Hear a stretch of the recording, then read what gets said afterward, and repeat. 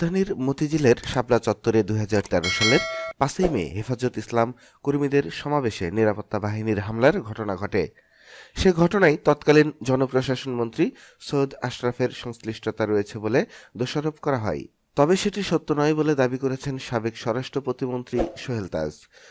শুক্রবার বিকাল ৫টা ৩৪ মিনিটে নিজের ভেরিফাইড ফেসবুক প্রোফাইলে দেওয়া এক পোস্টে তিনি এ দাবি করেন। হাটে হাড়ি ভাঙা প্রথম পর্ব শিরোনামে দেওয়া পোস্টে সোহেল তাজ লিখেছেন, আপনারা যারা আশরাফ ভাইকে শাপলা চত্বর নিয়ে দোষারোপ করছেন তা সঠিক না।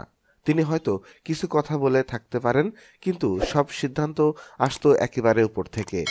এ সময় পোস্টে তিনি সিরিজ চলবে, এখন আমার পালা বলেও ইঙ্গিত দেন। ২০১৩ সালের ৫ই মে রাজধানীর ব্যস্ততম ও অন্যতম বাণিজ্যিক এলাকা মতিঝিলের শাপলা চত্বরে কর্মসূচি দিয়েছিল হেফাজতে ইসলাম।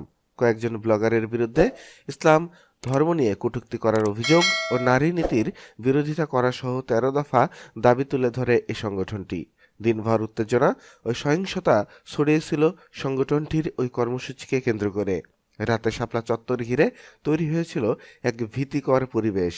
শেষ পর্যন্ত পুলিশ, র্যাব ও বিজিবি অভিযান চালিয়ে খালি করে শাপলা চত্বর।